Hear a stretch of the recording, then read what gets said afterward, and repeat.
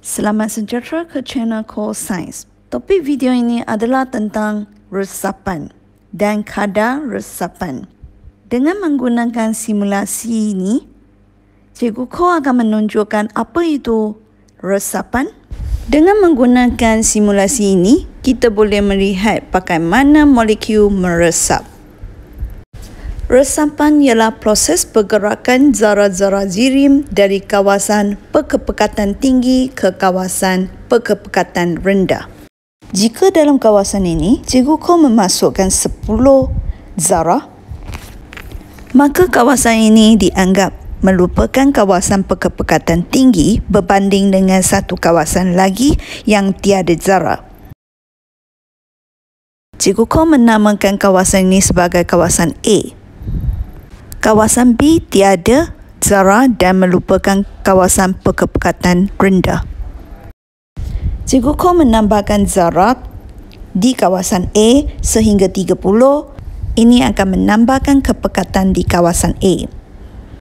Apabila mengalihkan halangan di antara dua kawasan, zara-zara akan bergerak dari kawasan perkepekatan tinggi ke kawasan perkepekatan rendah, iaitu dari kawasan A ke kawasan B.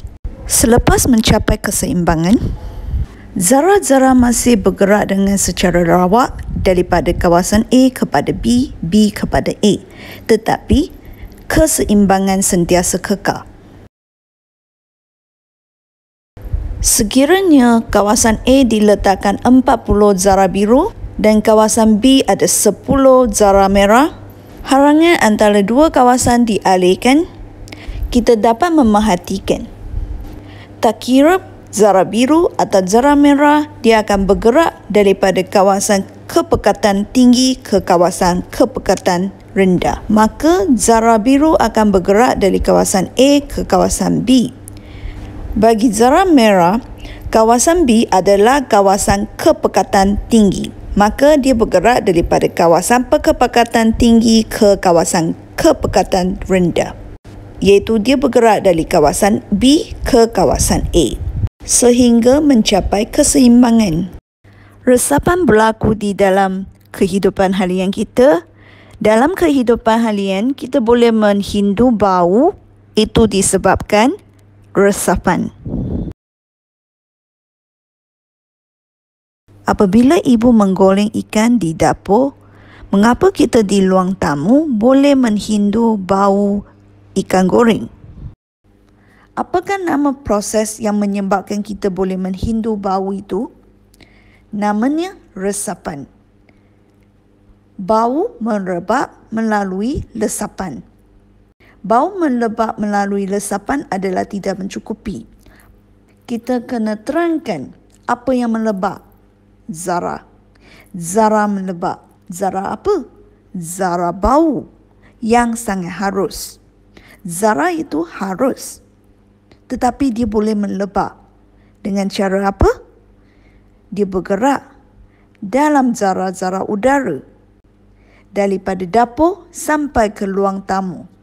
Dalam zara-zara udara, dalam keadaan yang macam mana ataupun dengan cara yang macam mana. Zara-zara bau itu dia bergerak secara rawak dalam berbagai arah. Secara rawak maksudnya dengan arah yang tidak menentu. Adakah zara-zara hanya boleh melebak di dalam gas seperti udara? Tidak. Resapan boleh berlaku di dalam cecair juga. Resapan ialah proses pergerakan zara-zara zirim dari kawasan yang perkepekatan tinggi ke kawasan yang perkepekatan rendah. Dan dia boleh berlaku di dalam cecair. Contohnya, apabila kita meletakkan sebuk Milo atau sebuk kopi di dalam air panas, bahagian ini adalah kawasan perkepekatan tinggi dan kawasan ini adalah kawasan perkepekatan rendah. Zara-zara akan bergerak daripada kawasan perkepekatan tinggi ke kawasan perkepekatan rendah. Mari kita cuba. Apakah jawapan ini? Resapan, apakah definisinya? A ke B.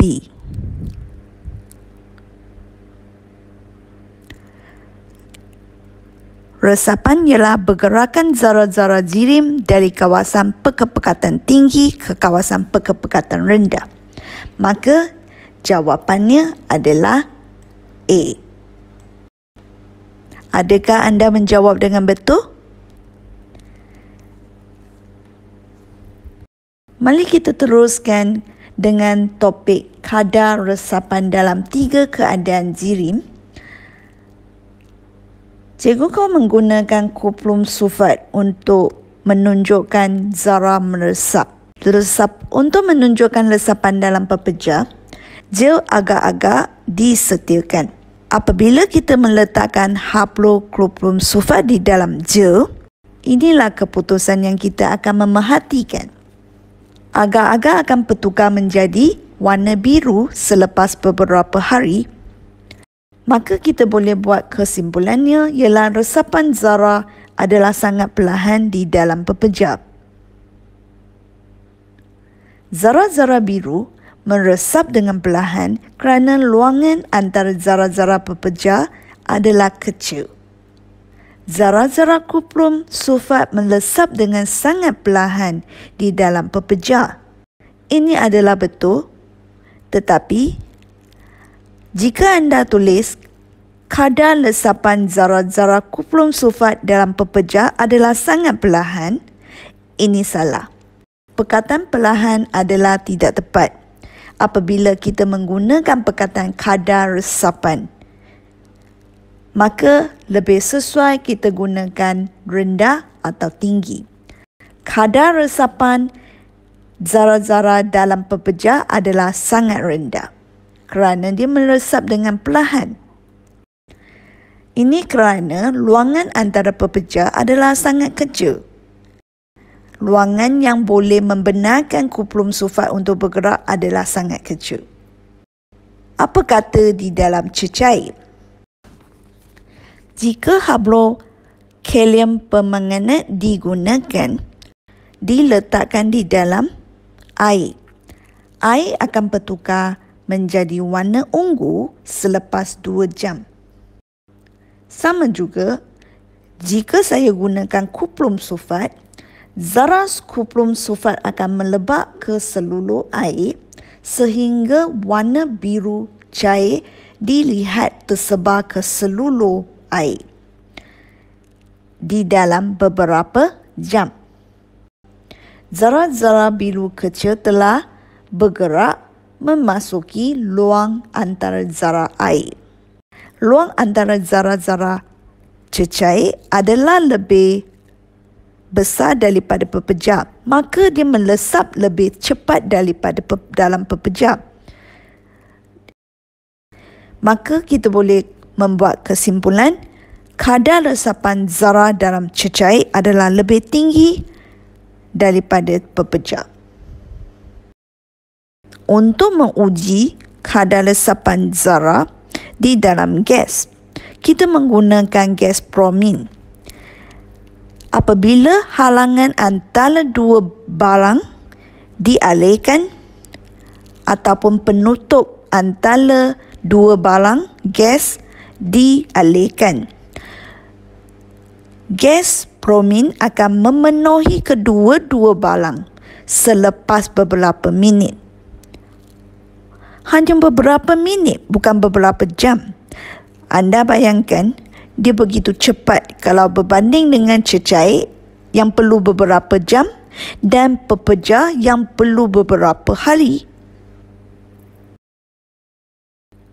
Maka kita boleh buat kesimpulan kadar resapan zara adalah paling tinggi di dalam gas. Di dalam pepejah, agak-agak perlu ambil beberapa hari baru boleh tukar warna menjadi biru secara keseluruhan. Maka kadar resapan zara dalam pepejah adalah rendah. Jika dalam cecair, air perlu beberapa jam baru dia tukar menjadi biru secara keseluruhan. maka kadar resapan zarah dalam cecair adalah lebih tinggi daripada pepejah, tetapi dia masih lebih lambat daripada dalam gas. Gas bromin hanya beberapa minit saja ataupun selepas 15 minit dia boleh penuhkan kedua-dua balang gas. Maka kadar resapan zarah dalam gas adalah paling tinggi, iaitu resapan zarah di dalam gas adalah paling cepat berbanding dengan pepejah dan cecair.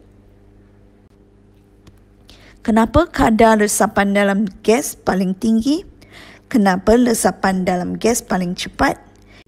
Zarah-zarah meresap dengan paling cepat dalam gas. Ini kerana luangan antara zarah-zarah gas adalah paling besar. Setakat ini saja topik ini. Jangan lupa tekan butang subscribe jika anda belum subscribe channel saya. Kita jumpa lagi di channel Cosine.